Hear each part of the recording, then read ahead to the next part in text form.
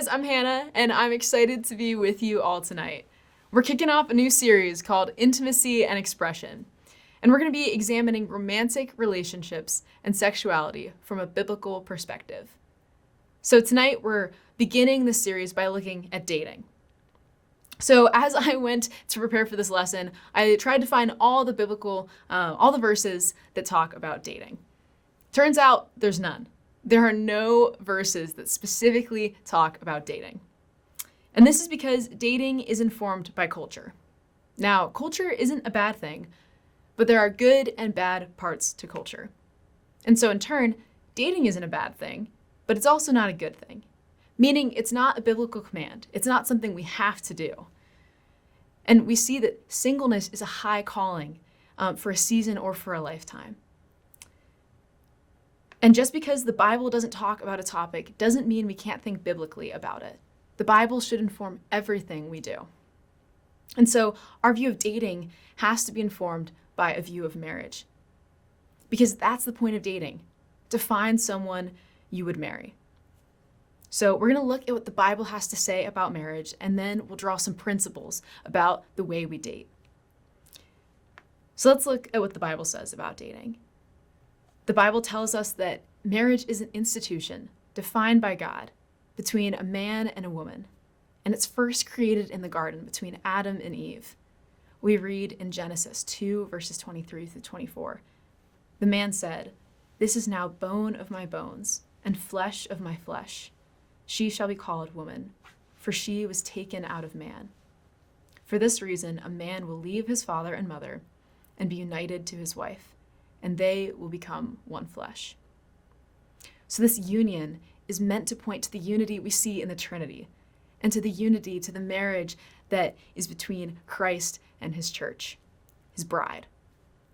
Marriage is a gift from God that is meant to be a picture of love, sacrifice, intentionality, beauty, godliness, and self-control.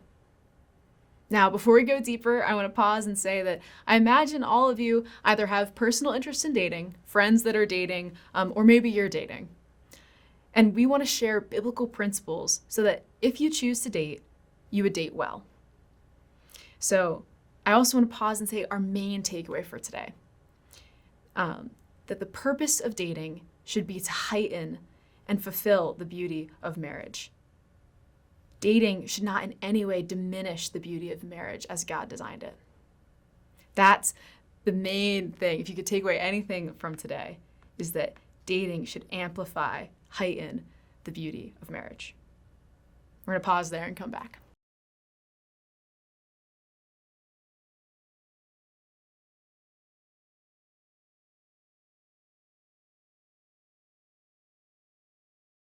Welcome back, guys. I hope you got to begin with some good discussion. And I hope that these conversations continue outside of life group. We want you to have extensive discussions with your parents and your life groups about what biblical dating looks like. We want to pause now and discuss 3 ways that your dating can be countercultural by following biblical principles. So first, we're going to look at the reason for dating. Culture gives us a lot of reasons we should date. Culture tells us that we should date because it makes us feel good. It feels nice to be liked. Culture tells us that dating is simply an avenue for affection, receiving affection physically, emotionally. We like how it makes us feel. Another reason culture gives us for dating is that everyone else is dating. It can seem like the norm, and we can begin to question, should I be dating? Is that what's expected or right for me right now? And the last reason that culture often gives us for dating is that it elevates our status. It makes us more desirable. Maybe if you're dating someone that you think has a higher status than you, it heightens your status. Now I want to pause and say that all of those reasons for dating we find in culture are pretty self-focused. They're all about me. How does it make me feel? How will others perceive me if I date this person? Everyone else is dating. I feel left out. Now, let's pause and look at some countercultural ways, reasons for dating that are informed by biblical principles. Biblical principles tell us that dating helps us reveal the type of person we want to marry. Remember, dating is for the purpose of finding someone we want to marry, and so we're looking for someone that would make a godly spouse. Looking at their qualities of their character. Is this someone who would be a good teammate in marriage? Are they someone who's leading you toward Christ? And this is a time to pause and examine within yourself and see if you're in a spot with your relationship with Christ that you think you're in a good place for this. And so rather, when the culture says it's all about us and our happiness and how it makes us feel, countercultural biblical principles tell us that it's not just about using someone to make you feel good. Countercultural biblical principles tell us that it's not just about checking a box. It's not just because everyone else is doing it. We're not just looking to find someone, anyone. And this is because we trust that what God says in Scripture. He says that singleness is of high value. It's a high calling for a season, for a lifetime. And then when it comes to relationships, we're called to have open hands, trusting God's timing on that. And it's something we throw around a lot, and it can feel cliche, but it's hard and it's true. Finally, a countercultural reason for dating is that it grows us in our relationship with the Lord. A godly relationship can have the effect of iron sharpens iron, as Proverbs 27 says. We're going to pause there and discuss those reasons for dating, and then we'll come back.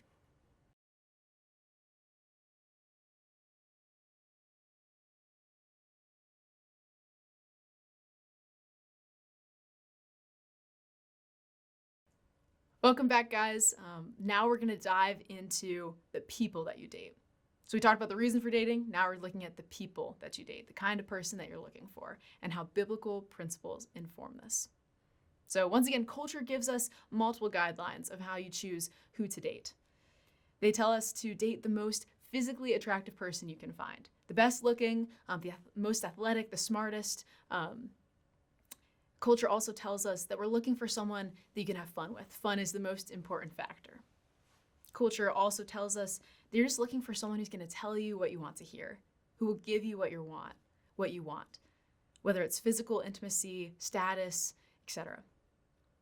Now, countercultural guidelines for who we're looking to date are a little different.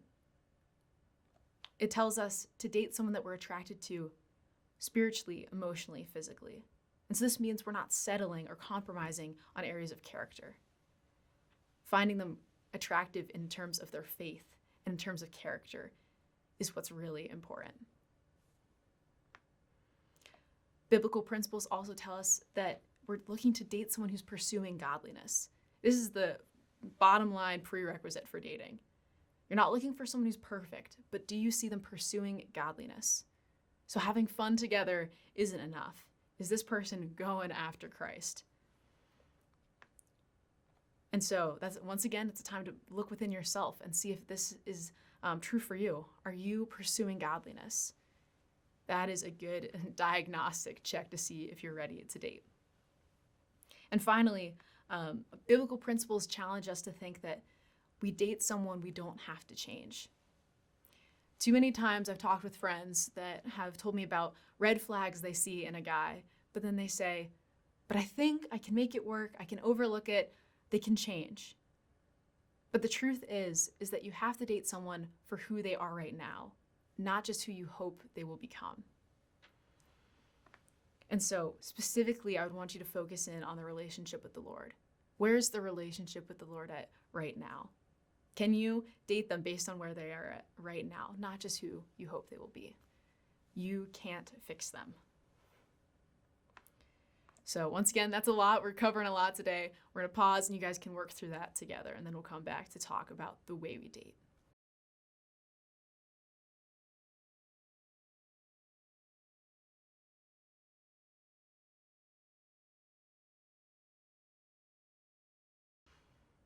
Hope you guys had some good discussion. Now we're going to look at the way we date and how that's informed by our faith and biblical principles.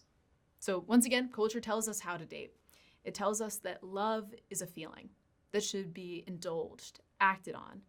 So when you have this feeling of closeness, if you feel that, you should act on it, verbally and physically. And so the feeling of love is what drives actions. Culture also tells us a lot about intimacy. It tells us that the further you go, the better. And this isn't just physically, but emotionally too. And finally, culture tells us that your significant other can complete you. We see this in movies all the time. This idea that they can make you whole. They can fill up all those empty gaps or holes in your heart and your life and complete you. Now, biblical principles offer a pretty countercultural view in terms of how we date and how we approach that practically. We see, based on biblical principles, that love is an action. And so feelings come and go, they can fade and fluctuate. But someday, if we would hope to enter into the covenant of marriage, love in that is an action. There are feelings, yes, but it's an active choice to continue to be committed to one another in love. In regards to intimacy, biblical principles encourage us to have wise boundaries. These wise boundaries protect the beauty of marriage. And so, guys, I want to caution you guys to be conservative here and to not make yourself vulnerable for someone that can't back it up in a covenant.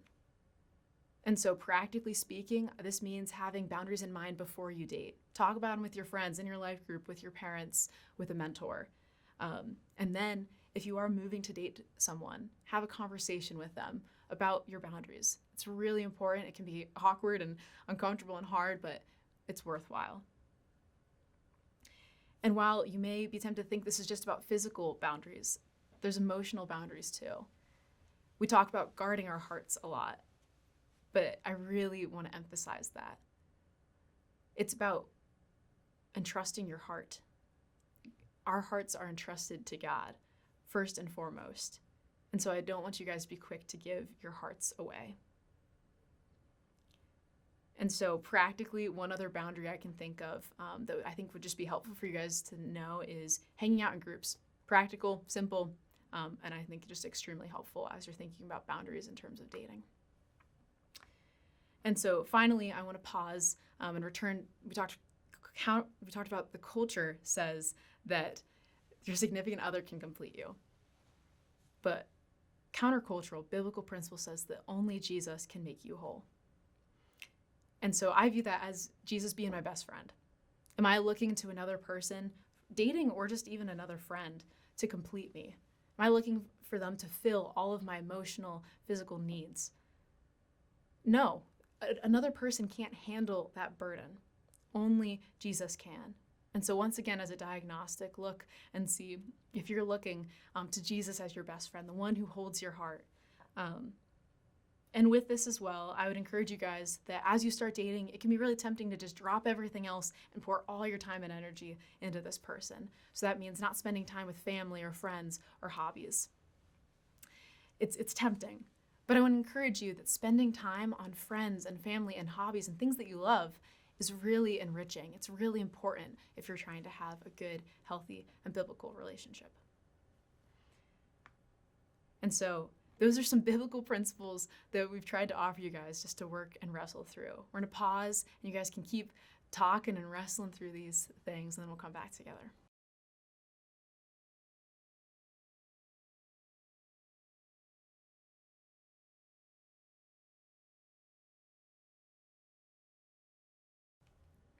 So as you guys are having these conversations, some what-if questions might be beginning to bubble up in your minds.